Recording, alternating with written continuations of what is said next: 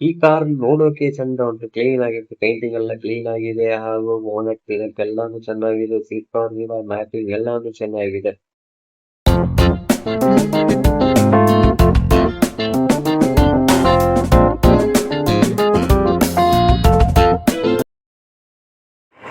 ತುಂಬ ಜನರಿಗೆ ಗಾಡಿಯ ಬಗ್ಗೆ ಏನೂ ಗೊತ್ತಿರಲ್ಲ, ಆದರೂ ಗಾಡಿ ಬೇಕು ಅಂತ ಒಂದು ಆಸೆ ಇರುತ್ತೆ. ಹಾಗಾಗಿ ಗಾಡಿಯನ್ನು ನೋಡ್ತಾರೆ, ಹೊರಗಿಂದ ನೋಡ್ತಾರೆ, ಈ ಥರ ಚೆನ್ನಾಗಿದೆ, ಪೇಂಟಿಂಗ್ ಎಲ್ಲ ಚೆನ್ನಾಗಿದೆ, ಒಳಗಿನ ಸೀಟ್ ಕವರ್ ಚೆನ್ನಾಗಿದೆ, ಹಾಗೆ ಫ್ಲೋರ್ ಮ್ಯಾಟ್ ಚೆನ್ನಾಗಿದೆ, ಫ್ರಂಟ್ ಸೀಟ್ ಎಲ್ಲ ಚೆನ್ನಾಗಿದೆ ಅಂತ ನೋಡಿಕೊಂಡು ಗಾಡಿನ ತಗೊಳ್ತಾರೆ.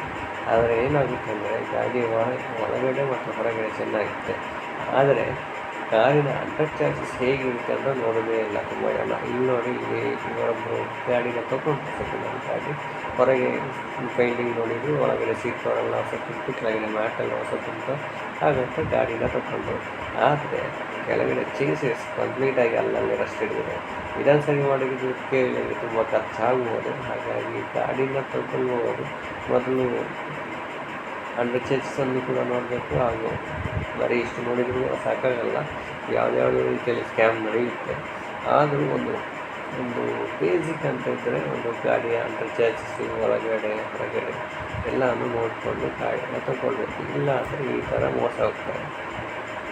ನೀವೇನಾದರೂ ಹೊಸ ಕಾರ್ ಪರ್ಚೇಸ್ ಮಾಡಿದರೆ ಅಥವಾ ಸೆಕೆಂಡ್ ಹ್ಯಾಂಡ್ ಗಾಡಿ ಪರ್ಚೇಸ್ ಮಾಡಿದರೆ ಕಾರಿನ ಅಂಡರ್ ಚಾರ್ಜಿಗೆ ಈ ಥರ ಅಂಡರ್ ಕೋಟಿಂಗ್ ಆಗಿದೆ ಅಂತ ಚೆಕ್ ಮಾಡಿ. ಇಲ್ಲ ಅಂದರೆ ನಿಮ್ಮ ವೆಹಿಕಲ್ ಸ್ವಲ್ಪ ಬೇಗ ರಸ್ಟ್ ಹಿಡಿಯುವ ಸಾಧ್ಯತೆ ಇರುತ್ತೆ. ಈ ಥರ ರಸ್ಟ್ ಹಿಡಿಯುವಂಥ ಸಾಧ್ಯತೆ ಇರುತ್ತೆ, ಅಂದರೆ ಬೇಗ ಅಂತಲ್ಲ, ಕಾಲಕ್ರಮೇಣ. ಅಂದರೆ ಕೆಲವೊಂದು ವೆಹಿಕಲ್ ಬೀಚ್ ಸೈಡಲ್ಲಿ ಇರುತ್ತೆ, ಇನ್ನು ಕೆಲವೊಂದು ದರದ ಹತ್ತಿರ ಇರುತ್ತೆ, ಹಾಗೆ ಬೇರೆ ಬೇರೆ ರೀಸನ್ಗೆ ಈ ಥರ ರಸ್ಟ್ ಹಿಡಿಯುತ್ತೆ. ಅಂದರೆ ಬೇಗ ಅಂತಲ್ಲ, ಒಂದು 5 ವರ್ಷ ನಂತರ ಒಂದು ರಸ್ಟ್ ಹಿಡಿಯುವಂಥ ಸಾಧ್ಯತೆ ಇರುತ್ತೆ ವೆಹಿಕಲ್.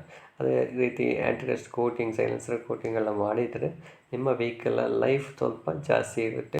ಮತ್ತು ನೀವೇನಾದರೂ ನಿಮ್ಮ ವೆಹಿಕಲನ್ನು ಸೇಲ್ ಮಾಡ್ತೀರಾ ಅಂತ ಇದ್ದರೆ, ನಿಮ್ಮ ವೆಹಿಕಲನ್ನು ಪರ್ಚೇಸ್ ಮಾಡುವವರು ಅವರು ಕೂಡ ಚೇಸನ್ನು ನೋಡಿ ತಗೊಳ್ಳೋದಾದರೆ, ವೆಹಿಕಲ್ ಚೇಸಸ್ ಚೆನ್ನಾಗಿದ್ದರೆ ನಿಮ್ಮ ವೆಹಿಕಲ್ಗೆ ವ್ಯಾಲ್ಯೂ ಕೂಡ ಜಾಸ್ತಿ ಇರುತ್ತೆ, ರೀಸೇಲ್ ವ್ಯಾಲ್ಯೂ ಕೂಡ ಜಾಸ್ತಿ ಇರುತ್ತೆ.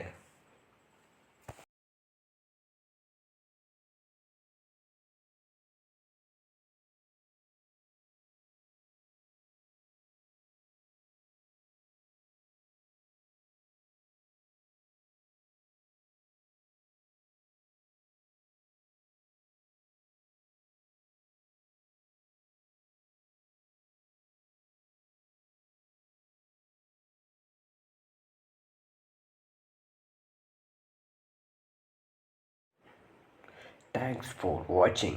Don't forget to subscribe.